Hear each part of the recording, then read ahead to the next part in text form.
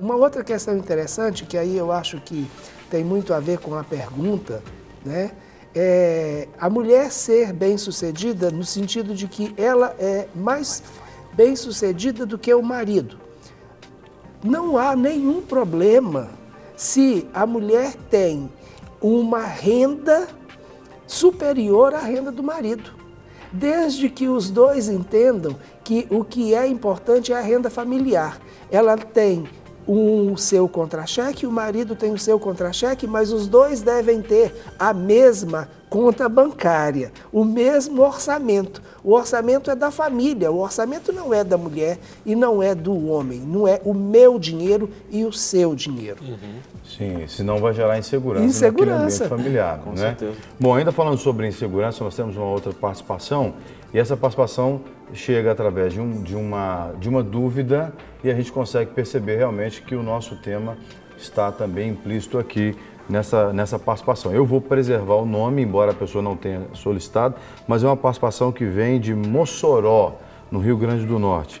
E é uma jovem senhora, ela diz o seguinte: boa noite, ela escreveu isso para a gente ontem, né? Certamente ela viu a programação reprisada. Me chamo, eu vou preservar o nome, perdão, sou recém-convertida e temente a Deus, ainda com meu coração apertado. Amo, olha, presta atenção nessa frase, amo um homem de Deus, só que ele não é cristão. E aí ela cita que ele é de uma outra religião que eu também vou preservar. Gostaria de saber se diante de Deus essa relação agrada o Senhor e se terei problemas futuros. Ele me respeita, aceita a minha religião e mantemos uma boa relação. Por favor, me esclareça isso. Grande abraço. E aí ela assina, vem lá de Mossoró, no Rio Grande do Norte. Bom, insegurança bem clara aqui, claro, nesse relacionamento, onde essa moça não sabe exatamente, né, se o relacionamento dela agrada a Deus ou não. E aí nós podemos citar o que Coríntios fala sobre o jugo desigual. Jugo desigual, Então essa é uma questão, minha irmã, importante. A palavra de Deus, ela coloca muito clara a respeito disso, para você não se pôr em jugo desigual. O que é um jugo desigual?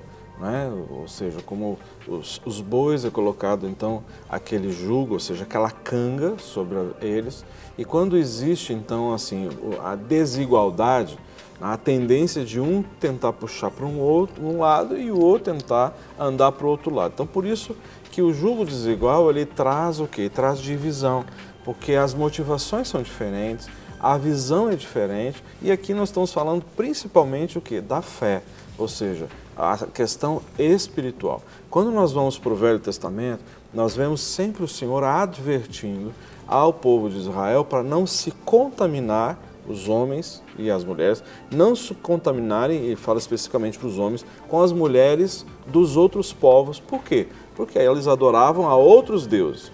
E por que o Senhor dizia que deveriam de buscar, ou seja, esposo ou esposa dentro do seu povo? Porque eles adoravam e serviam o mesmo Deus.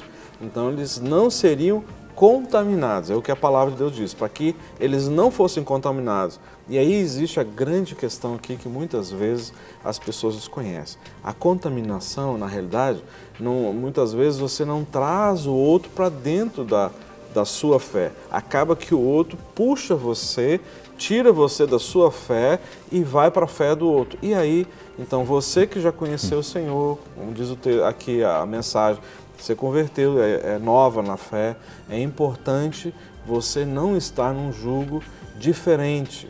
Pode ser pessoas fabulosas, e realmente existem, não é? Pessoas boníssimas, pessoas super respeitosas, mas o aspecto da fé é importantíssimo. Não, e a questão da insegurança é tão clara aqui, porque e ela já tem a resposta, que ela diz assim, ando com meu coração apertado. Não é? Então, não tem segurança esse relacionamento. Se ela é temente a Deus, como ela diz, e ela está declarando que tem o coração apertado, ou seja, ela sabe que aquele relacionamento não está agradando a Deus. Então, ela já tem a resposta. E uma das coisas principais dentro dessa questão para eliminar a insegurança do nosso coração é a paz. Por quê? Porque o Senhor ele se torna o árbitro dos nossos corações. Né? E o que é esse árbitro dos nossos corações? É justamente aquele apito do juiz quando diz assim, opa, está errado, não é? Ou o sinal amarelo apareceu e então gera o quê? Insegurança e gera falta de paz e aperto no coração. Agora, quando nós estamos, então assim, no centro da vontade de Deus, a paz ela vai imperar e precisa imperar. Não, e querida irmã, você já tem todas as respostas na sua própria mensagem. Ela diz assim, meu coração está apertado, ele é um homem ama um homem de Deus, só que ele não é cristão. Bom, para ser homem de Deus, tem que seguir a Cristo, porque a Bíblia fala lá em João 1,12 que Jesus deu poder a ser feito filho de Deus, portanto, homem de Deus, aqueles que o recebem né, na sua vida, recebem Jesus como Senhor na sua vida.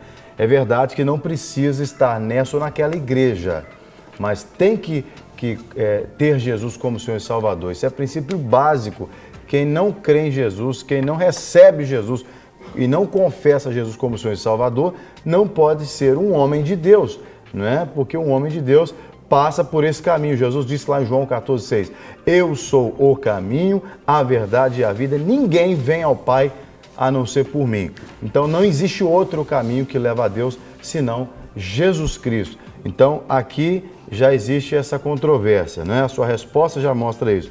E ela diz, gostaria de saber se diante de Deus essa relação agrada a Deus e se terei problemas no futuro. Você já está tendo problemas no presente. Você não vai ter problemas no futuro. Você já está tendo. Quando você diz que seu coração está apertado, você já está tendo problemas no presente. Então você já sabe qual é a resposta, né?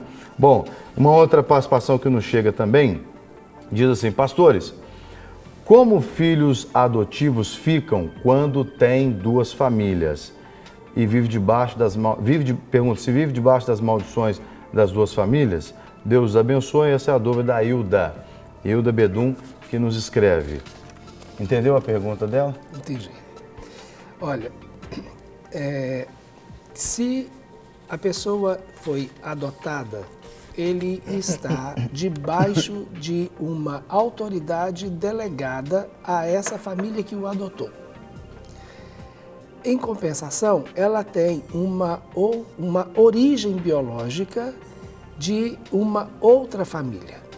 Então, você tem a pessoa que passa por esse processo de adoção, ela realmente tem essas duas conexões e que ela não pode descartar.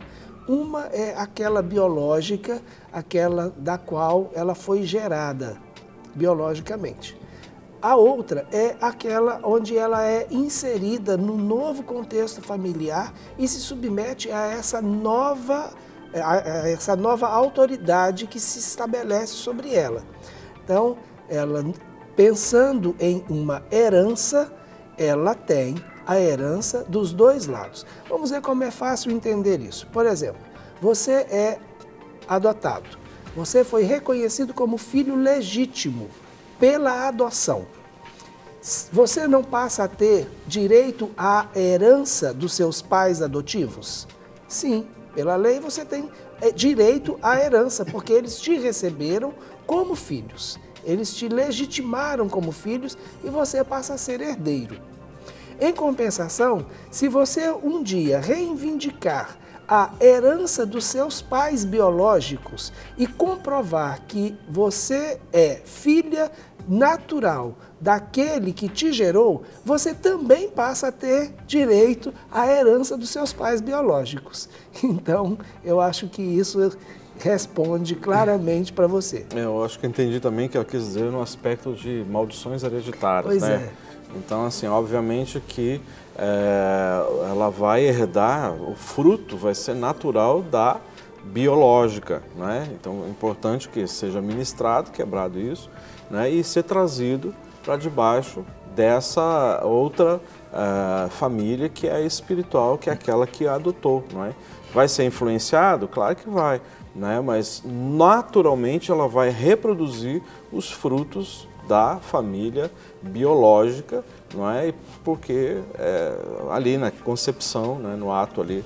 Mas se essa pessoa, por exemplo, ela entrega a vida dela para o Senhor Jesus, e caminha de acordo com os princípios da palavra de Deus, independente de se é adotado ou não, aquilo que teoricamente condicionaria a vida dela por influência hereditária, certamente será anulado porque ela é uma nova criatura. Mas muitas vezes a gente tem atendido algumas pessoas lá, Jean, que às vezes assim, pais adotivos frustrados, porque muitas vezes já assim, deram de tudo necessário, né, a essa criança e hoje já são adultos, mas não entendem por que tem tido algumas atitudes, né, de rebelião, de às vezes entrar pelas drogas, e muitas vezes tem vinculação lá atrás, porque muitas vezes foram doações assim, sabe? Não, sim, eu estou entendendo, eu não estou dizendo que não acontece, estou dizendo que se a pessoa ela entrega a vida dela para Jesus e caminha de acordo com a palavra de Deus, aquela maldição hereditária, como muitos chamam, não poderá influenciá-la, né? Porque ela está vivendo a vida com Jesus. Isso. Se não tem vida com Jesus, nós somos todos sujeitos a qualquer maldição, seja hereditária ou não, né? Bom, nós temos outra participação aqui também, que vem, deixa eu pegar aqui, da Elvina. Ela diz assim: o que fazer quando o marido está muito oprimido e tem deixado também a esposa oprimida? Como lidar com essa situação? Pastor Rogério. Olha, se o marido está oprimido, o que você precisa fazer se ele já está para baixo, é você tentar subir. Primeiro, para que você não seja alcançada por essa atmosfera de opressão. Segundo, para que você possa ajudá-lo a chegar, pelo menos, no lugar onde seja mais confortável, até mesmo para os dois. Então, se você se permitir ser influenciada pela mesma atmosfera de opressão, vão viver os dois oprimidos e isso vai gerar muita dificuldade, inclusive no relacionamento. Então, você já percebeu que há uma atmosfera de opressão sobre o seu marido? Então, tente não se contaminar e saia dessa atmosfera. Evite permitir que essa atmosfera te alcance. Essa é a maneira de você viver bem e essa é a maneira que você vai poder ajudar o seu marido. Muito bem, nós ainda temos a participação aqui da Alessandra Rodrigues, que diz que adora o programa, a Elizabeth Coimbra também dizendo que quer parabenizar o programa e que é muito bacana. Você que está em casa pode também participar. Quem nos acompanha na programação ao vivo, você pode ligar em 2 números diferentes de telefone. Nós temos o telefone do CAT, que é a central de atendimento ao telespectador. Você liga no 31 3209 3301, precisa ter claro a opção 1 e ouvir o atendimento até o fim para que a sua participação seja registrada. Por esse telefone, você participa com um atendimento eletrônico. Daí a produção vai compilar todas as participações e trazer para a gente. Temos o telefone para quem quer participar ao vivo, perguntando diretamente aos pastores no 3253-3320 e também para quem nos acompanha no programa reprisado, temos a oportunidade do Twitter e também e-mail, @Clínica da Alma é o nosso Twitter, nosso e-mail, clinicadaalma@edsuper.com.br, hoje falando sobre insegurança, não é? E a insegurança nas várias áreas da vida.